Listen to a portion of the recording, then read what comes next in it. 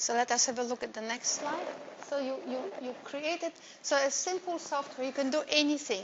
I just showed you how you could actually create these, what one may call playful, but I call opportunities to explore their own power.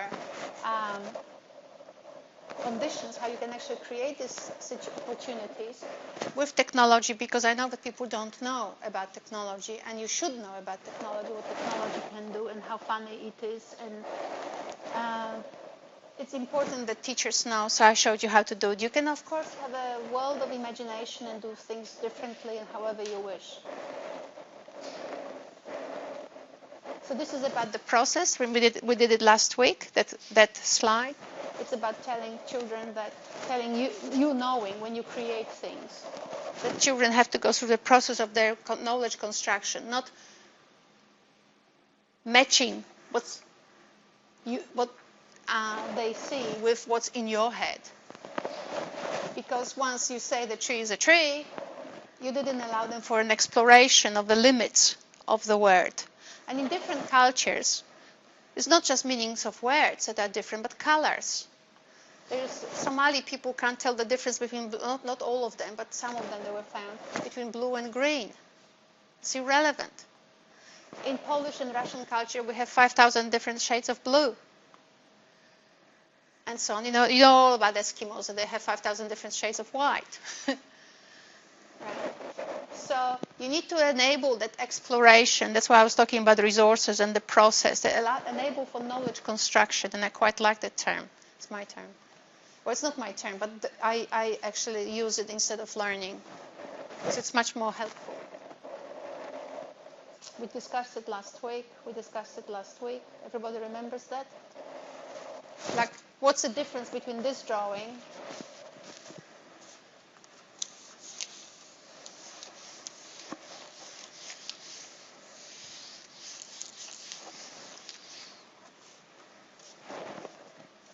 so this drawing where you have the teacher, students looking at the book and the teacher monitoring them, and this drawing?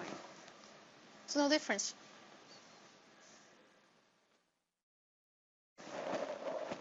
You know, we say children are tactile, alive, moving, interested, engaged. I mean, they just stay like this for 5 minutes. Have you been in the classroom before? You know what they do? Everything other than this. So it's just a shot to show that our children are docile.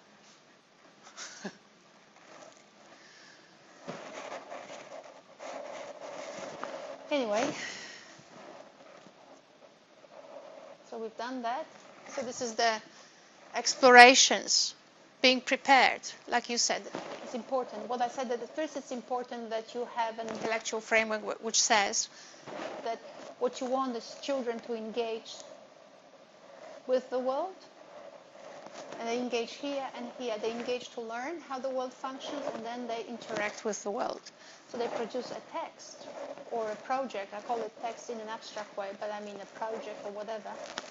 They learn about how to do it, and then they interact with the world as an outcome. They give it to the world. The proverbial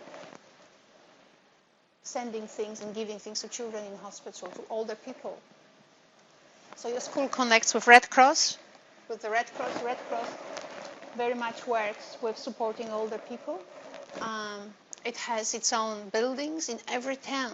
In every town in Australia, there's a Red Cross where there are gatherings for older people. They connect with older people, and they are dying for connections between children and older people that are constructive. And older people are a wealth of knowledge. They are very suitable for being the village that raises the child. When children produce something, older people can actually send the feedback.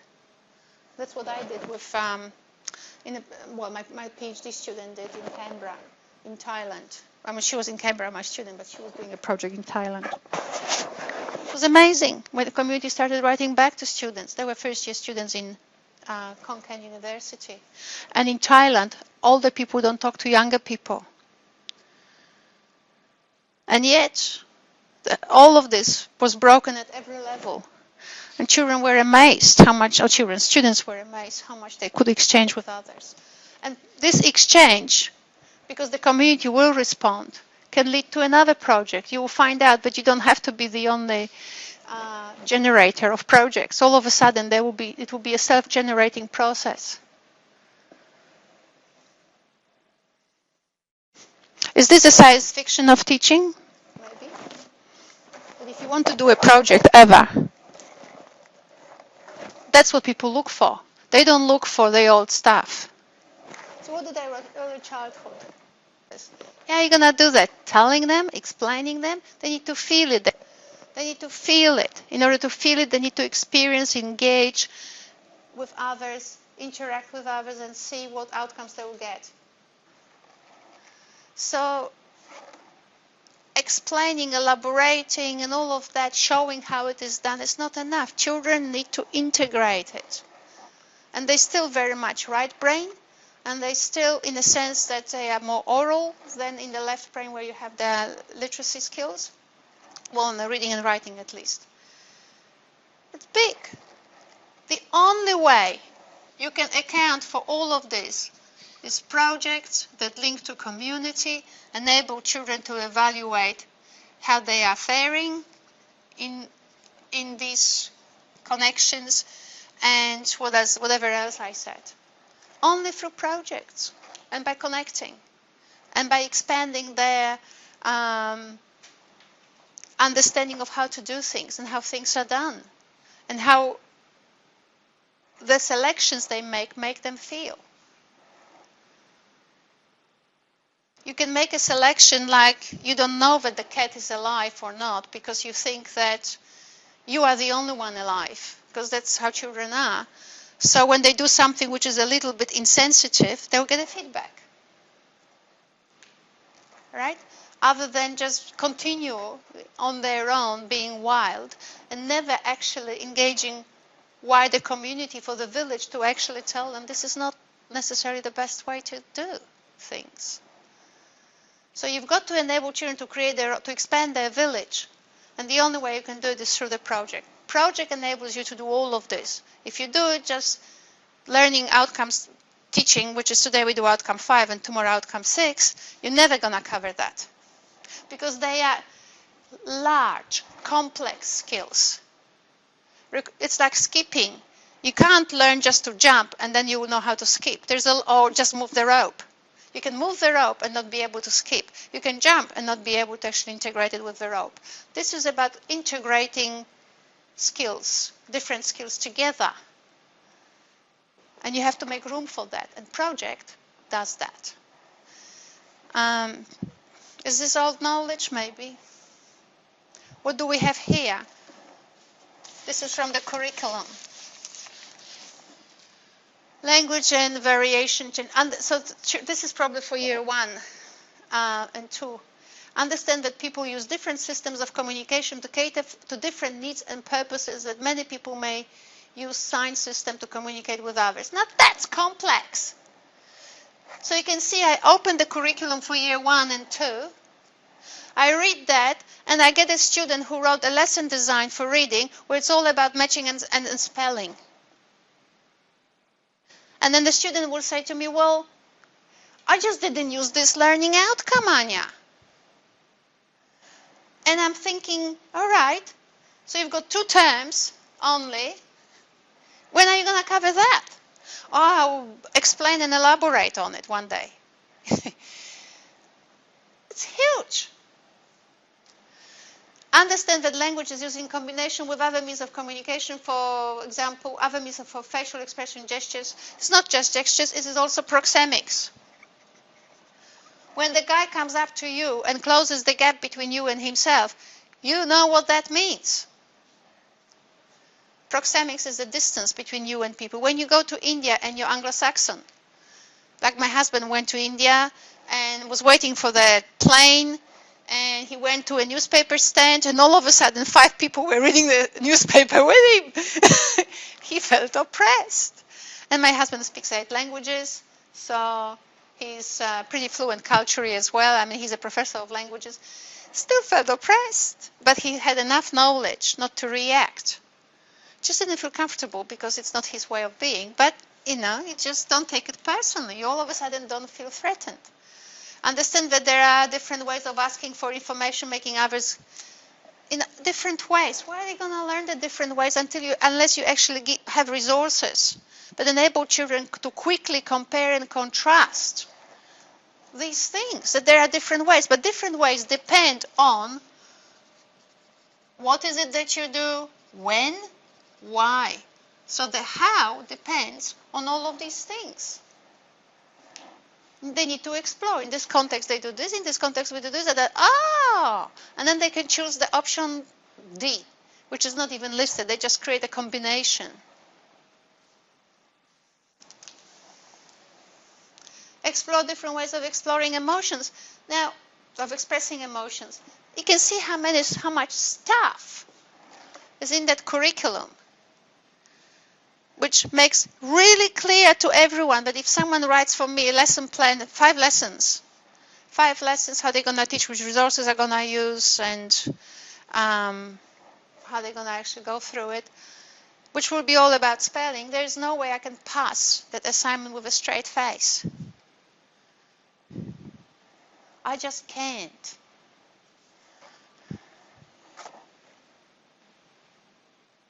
Look, listen to, recite, perform poems, chants, rhymes, and songs. When they create an audiobook, didn't we just play with it? And we said, we didn't even plan for that outcome, but we said they may actually want to create an atmosphere. So when they actually start then polishing what first was just trying their own powers, and then they actually polish those texts they created with the online system, and they actually start now polishing the book in order for it to be a story, and they will have to read it out, so it's engaging. So, behind the 7 oceans, 7 seas, 7 mountains, and 7 lakes. Like, sounds better than forest, right? They are learning exactly that, the chant, which is about creating an atmosphere. It's not about words. Meaning is not in words. Here, the meaning is in the rhythm. Right? So, interesting. You see, we never planned for this outcome is here. Discuss features of plot, character settings, and all of that. Obviously, in that audiobook that we were going, that's always gonna. They don't discuss because they have no tools for discussion. So what we did, first we created a focus, and we learned how differently you can start a story depending on the culture. Different systems of communication, blah, blah, blah, different cater for different needs, so we did that. Discuss features of plot. Then the next one will be introduce the context of a story. So there was a house, and in the house lived a bad witch. Right? So features of the plot. First was the focus. First actually was engaging, which is the cover of the book or the cover of how we actually made the audiobook look like. Then we had the focus. Then we had introducing the context. There it is. Features of plot. All of this without me even looking into this. Express preferences for specific text, authors, and listen to opinions of others. Well, when they actually explore how those different aspects of plot can be done by exploring different texts. So, in the bed, out of the bed, to the window, through the window, right? That's one type of a text, which is all action verbs without any of them being a verb. And authors, what authors will we give them? White people? Different people. So here it is, different form for expressing specific, for looking for a different text, different authors from different cultures. Do you see how an expansive explorative activities, as I promised to you, will cover every single one of these outcomes without you ever looking into them? But you do look into them because you ask yourself, okay, have I created enough resources for children to explore and compare and contrast so that they can actually develop those understandings? Now, they don't just develop them. They explore them and evaluate their relevance to their own project. So they integrate them, all of them, not just outcome 5. It's a robust framework for teaching. Discuss characters and events. Well, when they compare and contrast,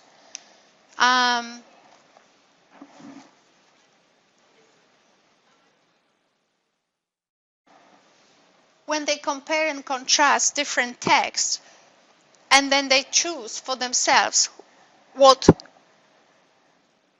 they will, what characters and what kinds of events they will actually include in their own story, they actually do exactly that. But they don't discuss by pulling information from the head. You might show them a video, a little clip about different characters. So has a witch introduced? Has Cinderella introduced? So has a good person introduced by the writer, a bad person?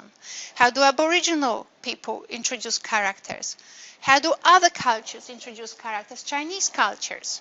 In Chinese culture, self is never self. It's a sum total of one's interactions. That's very interesting, completely different concept of self. It'd be interesting to see whether it's visible through already in the stories that Chinese people actually tell. So you don't discuss characters, you first explore, and because it is, even though you create a reading activities, children are small, you do use a lot of video in order for them to integrate, to get to get the meaning of what's happening with those characters, and then you can actually use those spoken things and turn them. So how's the ugly witch introduced? She has a nose. How does the nose look like? It's big. Is it big? No, it's long. So, okay, it's also long. Pointy. Would you teach 7-year-old the word pointy? Never. But in a story, it comes out, and there it is. It's meaningful.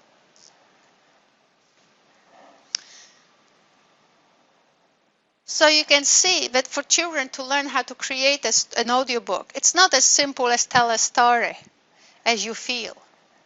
It has nothing to do with telling a story. You use, this is talking like a parent now, you use an audiobook as an enticer, as a lolly, in order to cover the lot. In an interesting, you said they are curious. Children are naturally curious. Make them play. Make them check. That's why I like interactive resources, because they can actually click here and play and compare. Oh, the witch is like this, like this, like this. And then you can actually create yourself a resource which is about spelling long. So you go long. And you can make the vowels always with a particular color. So just to help children who have problems with organizing information. We will look into it in detail. But you can see how you can actually, just writing the focus of a story or even the description of the context takes hours of work. Once you produce a resource that caters for this kind of compare and contrast facilities, you have it for life. Just like I was saying for these lectures, when I was teaching literacy in the beginning, it was taking me 10 hours to do different things, to prepare things and to make them available to students and so on. Now I have shortcuts, now I have resources. Even you have access to collaborative sessions from last semester. So the resources I create with you are also things I will be using next semester, next time I teach this unit. So you create your resources and then you sit on them and you dish them out and children play, and you can think of something else, like creating other resources or engaging in projects, professional development projects, because you have these things. You don't always have to sweat over the next lesson. You sweat for the first year or first semester or first year when you produce all of that, and after a while you have it, and now you can do other things. Your mind can actually go forward, as opposed to continuously saying to me, as some teachers say, oh, I've got this lesson I have to prepare, I've got this, and I'm thinking, when does it end? There comes the time when you have your preparation, which is your resources. Kids are preparing their projects. All you have to do is give them opportunities to explore their own powers, their own understandings, and enable them to play or connect, link different frames of references. This is the play.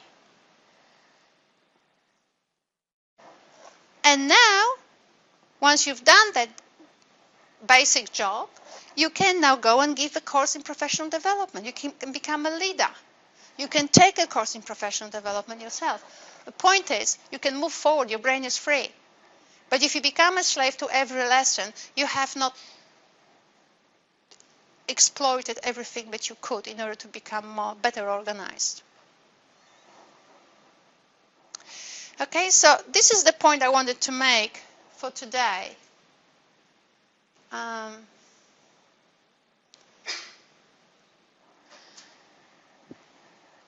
Yeah, I have stuff. But we will not cover it today because it's irrelevant for today. But it's relevant for creating resources. This is about learning about what genre actually is. Genre is not what they tell you it is. Genre consists of many genres. Do you agree or not? Every text has words. Those words are usually thoughts. Where do they come from? Other texts. Right? So we have a text. That could be a comedy sketch, as here. But they use thoughts or frames of reference. Where do they get them from? Other comedy sketches? Typically not. What makes a comedy sketch funny? But people plank a frame of reference that doesn't belong to a particular context. That's what makes it really funny. Right? So even though in general we could say that this story with this guy is a text and belongs to a comedy sketch, the thoughts or the frames of reference they use, they come from other genres, from other texts. And it's the interaction between them that makes it a comedy sketch. So no genre is just one obedient, docile pile of words. It's a play with frames of references that come from different texts and therefore from different genres. And a smart play between them makes it a particular genre. So genre is a collection of genres. Genre is a text that has particular protocol to obey, but in order to obey it, you draw on other texts. But these other texts don't come from comedy sketches, as in here. They come from other types of texts. And it's a skillful play between those different texts in a way that still obeys the protocol of a comedy sketch, that makes it a comedy sketch or a particular type of a genre. So people think that genre means this is how you do it. This is not how you do it. You've got a particular protocol, but then that protocol is executed by intelligent human beings, cultivated. Just look at how he looks. But cultivated human beings. And the cultivated means they have read many other texts. So they draw on them. And how they insert those other texts from different genres in the protocol of a comedy sketch, that's what makes it different. You got it? You have a protocol of what it is family, right? But you are not family, you are just a human being. So you insert yourselves. Family, so this is you, this is your husband, this is your mother, blah, blah, blah. And how you work out these relationships, why they are strung around that sort of protocol of family. Each of them is different. And how you work with it depends, will give the meaning or the particular meaning to the particular text. So how you work with these different people coming from different contexts while operating within the scheme of or protocol of a family. That's what makes a difference. That's what makes one text differ from another. even though they belong to particular genre. So it's that intelligent play with different frames of reference. And the different frames of reference, they come to different genre. And inserting one genre into another genre makes it funny. I don't know, I can't think of a joke. If I was my mother, I could just recite 300 of them. But yeah. So that's just about it. So what is he doing here? He will be... Okay, so what genre he's inserting, I'll show you. Good evening and welcome to the National Theatre. This is the third in our series of informal conversations with major performers. Anyway, you know Mr. Bean. He does it all the time, notoriously. So, for example, the genre of privacy, you know, when you pick your nose. All of us have picked our noses at some stage, and you still do. But you don't put it on the camera, or you don't do it in church. Right? So what he does, he produces a comedy sketch, which is a text in its own genre, has a protocol, which means, and the protocol of a comedy sketch is to actually insert different genres in an unexpected way. So he sits in the church and he picks his nose, and everybody vomits, right, watching that. And that's what it is, the genre of intimacy and privacy he put in front of the camera, and on top of it, in such a formal setting as a church mass, right? So it's funny, because they don't work together. You pick your nose when nobody is looking, you try to do it in the most hygienic way. No, he didn't. He broke all of that. And yet he also shows to us that sometimes we do pick our noses in church, and he's showing how actually we are not always as linear as the protocol of a church mass would want us to be, right? So exactly, inserting genre of privacy and hygiene and personal into a formal genre of a mass, church mass.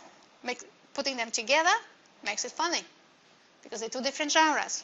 So you can see that when you teach genre of something, most of the time people in Anglo-Saxon ways of thinking of genre, because what I'm giving you is a French way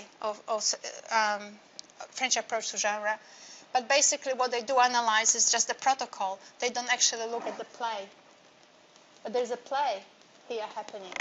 And what makes one text better than another is how intelligently people play with different frames of reference coming from different texts. Every text is a compilation of other texts.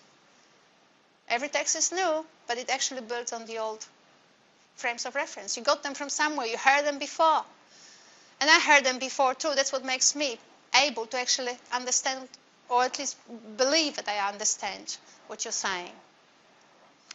Anyway, everybody got it? This is just a by the by. This is something like you should know, but I'm not sure we will have time for it. Love that, my 3D picture of what the text is. It's in time, and it's about points of reference, but they're always in time. They always rotate. It's a 4D model. Text is always 4D. It's always in time. And it's not time as abstract, but time where you are. You are the frame of reference, because the only time you know is the time you know. You don't know the time of Plato, you don't know anything. So the only time you know is your time, but it's always moving. And there are points of reference against which you frame your perspective. So it's a kind of, I found it on Wikipedia and I thought it was great. So here it is, the model. You create opportunities for children to engage in projects that have all these features about community and self-value. So the project is divided into lessons. And every lesson must finish with a sense of achievement. Every lesson must finish with children feeling that they have learned something while they actually were learning. Yeah!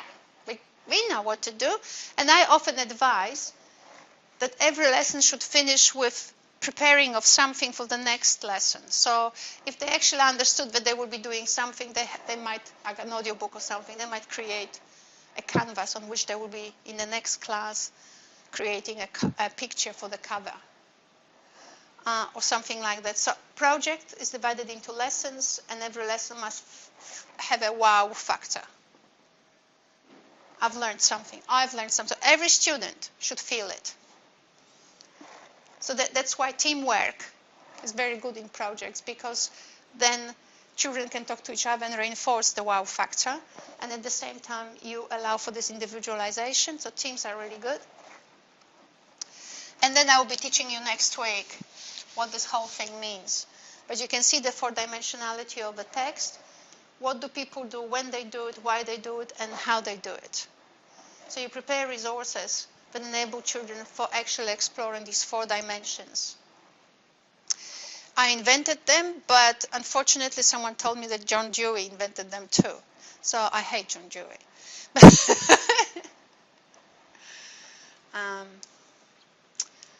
Right? So you can see that you support children in their process of knowledge construction, so you create supporting resources. You don't teach them triangles. This is the outcome you've got to learn. What you do, you support them in their project, and you support them by creating resources. You also will be creating activities as well that enable children to see the relevance of exploration. But that's a pretty good diagram of how you unpack for children things they will be exploring, and in order to get all these outcomes that we have looked at, this diversity, different texts, different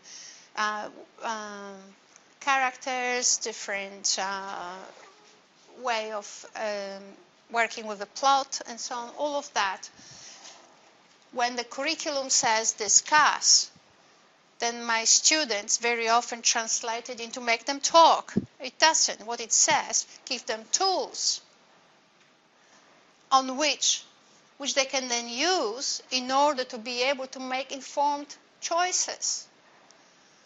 They can't discuss unless you gave them tools. And a newborn, even if it had the language, would have nothing to talk about. Maybe. Let's assume I'm right. But you know what I'm saying. So your children are like newborns in the classroom. The only reason you have a discussion is because some of them had richer experiences and they can draw on them, but other people may not engage in it. So when you create this what, when, and why, and how, what you need to do is not only make this available, but also make sure that you are not too much into your own culture. So you check your social capital on which you draw education, what is it that children actually but counts as knowledge, and that's very important because we have children from different backgrounds, social, what kinds of networks you're tapping into, and symbolic, what are the features that you value and you might not actually be, and what are the features that you actually are omitting because of your cultural bias. So when you create those resources, you run them through those 3 different capitals to be a little bit more critical to whether you have actually been enough encompassing. There. So that would pretty much summarize the 2-hour lecture, which was supposed to be a 20-minute discussion for today.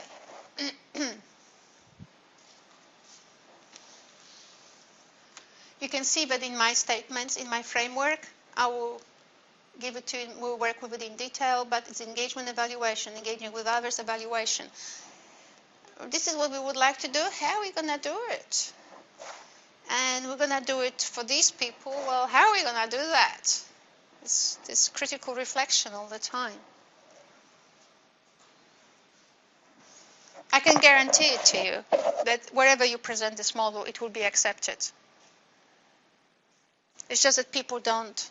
And it's published, actually. I've published it. I've managed to actually find a week where I actually wrote something and published. So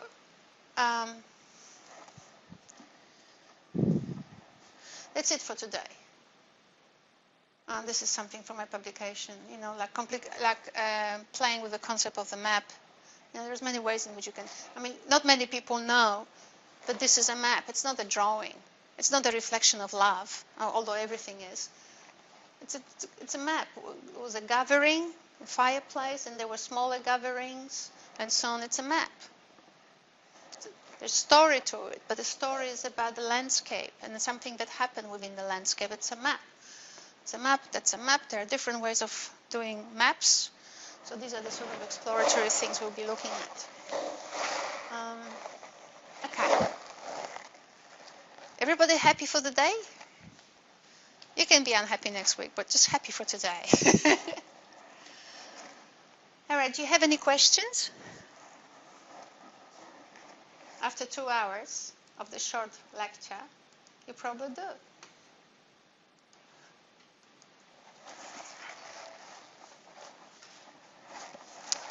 No questions for now? All right, I will look forward if you could, I would like if you could write some